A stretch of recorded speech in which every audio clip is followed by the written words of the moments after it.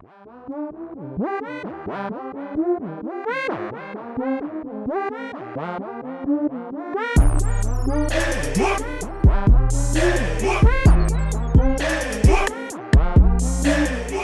fear is amazing. Let's win by this. Oh my God! Get over here!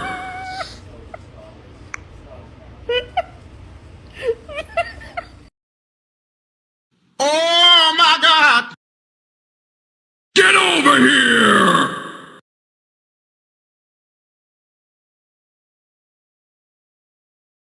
What I can appreciate about Passport Bros is I think it's an effective flag being raised for Western women. The motivation for it is the fact that men are still expected to act very traditionally. They're expected to be very chivalrous. They're expected to be protectors. Maybe they're not expected to provide to the same extent now that women can essentially match them on income. But if that's what a man's duty to you is, to be chivalrous, it's very, very loosely defined what a woman's duty to a man is. It's very ambiguous. And that is why I think they go to places where they are actually taught from a young age how to treat a man. What is your duty to a man? And whether you want to talk about in the context of the word submission, which I know that a lot of girls don't like, me and her use the word deference instead of submission. Sounds a little bit better. It's like she wants to defer to her man a little bit more than he defers to her, which is essentially submitting. But I would love to know what you guys think. If men have those duties to you, and that's an expected duty, what do you think your duty to men is?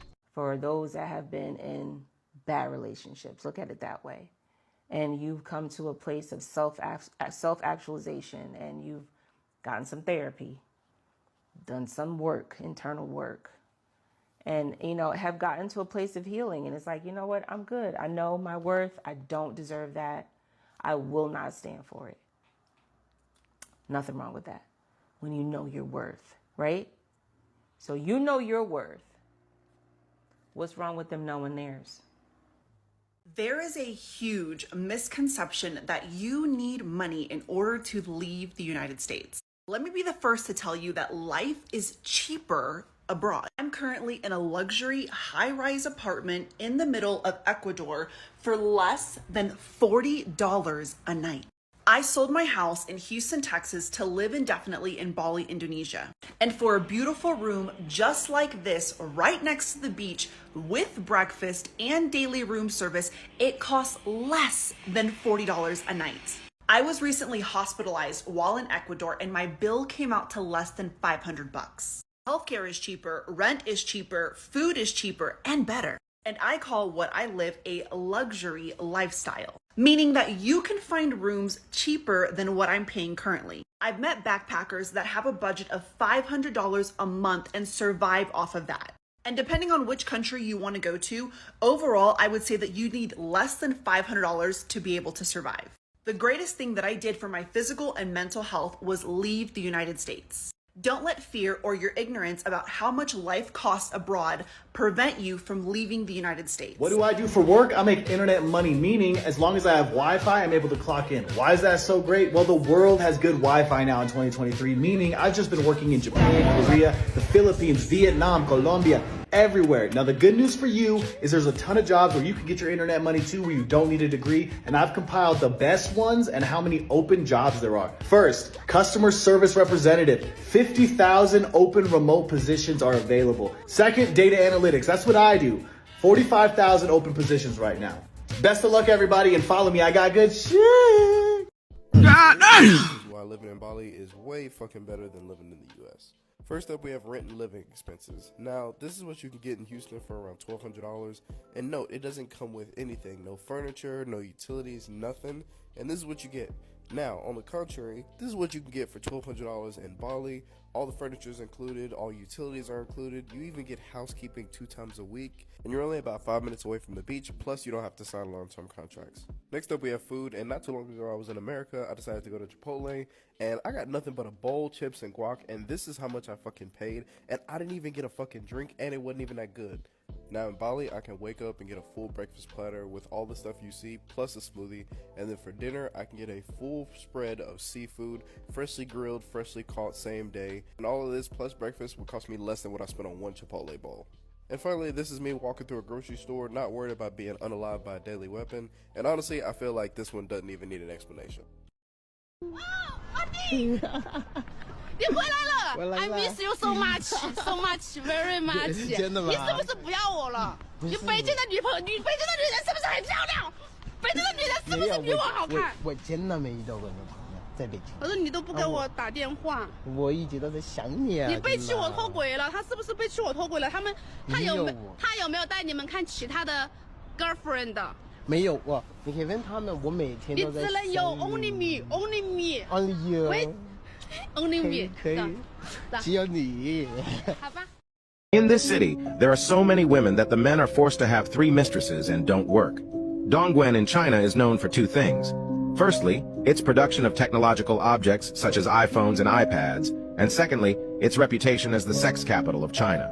As a result of the country's long-standing one-child policy, the male-female imbalance has become so great that it's not uncommon to see men with 1, 2, 3, or even 4 wives. And everyone thinks it's normal.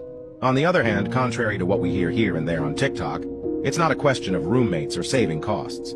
In fact, since local companies prefer to hire women, whom they find more reliable than men, the women have a lot of money while the men have a lot of free time.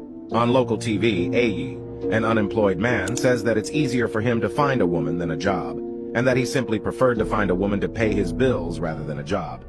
He also adds that over there, if you only have 1 wife, people laugh at you and find it inconceivable. Over there, it's normal to have several girlfriends. It's almost a social pressure. As for the women, they don't seem to be bothered by the situation because they say they prefer these arrangements to being alone.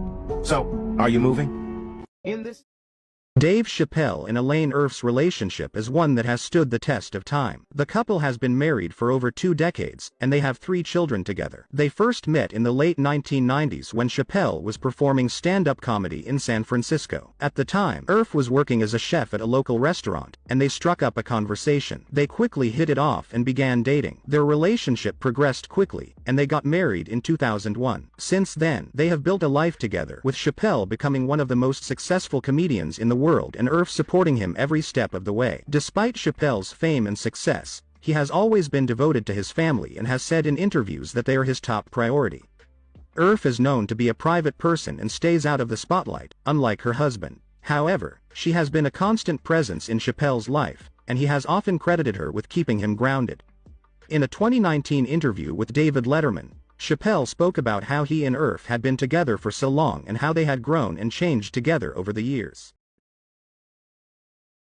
Things that will shock you about the Philippines. You can pay $120 a month to rent a house that looks like this, and it's only a 10-minute walk from a beach that looks like this. Regular ketchup is not what Filipinos prefer. They enjoy banana ketchup. And there's a region famous for hot chili pepper flavored ice cream. Karaoke is literally sung everywhere, even when people are shopping in the mall. They have water vending machines where you pay 1 peso to fill up a plastic bag, giving you just enough to quench your thirst and have some left over for your dog friend. You will not see a knife in the Philippines. Everyone eats their meal with a fork and a spoon, which actually comes in handy. And if you're doing things right, you order garlic rice, not plain rice. But when you head for the toilet, ask for the CR, or comfort room. That's what they call it. You can explore the country on flights that cost around just $20 each way. Then hop in a vehicle called a jeepney, and it's the cheapest way to get around. Cooking oil is sold in plastic bags. And Catholicism is so big here that you might even see a nun hanging out at the beach. Chickens roam around everywhere, as do stray dogs. So why not just adopt one? And Filipinos in general are very warm and friendly people. I want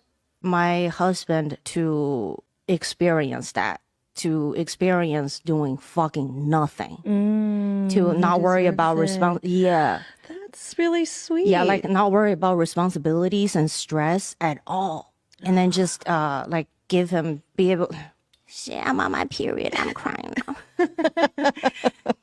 And that's the only thing that when I feel lazy and I think about that, and it's like, oh, he works really hard, so I can be lazy. And when can I give that back to him? Mm-hmm. Yeah, but you know, laziness is, you know, genetic disease.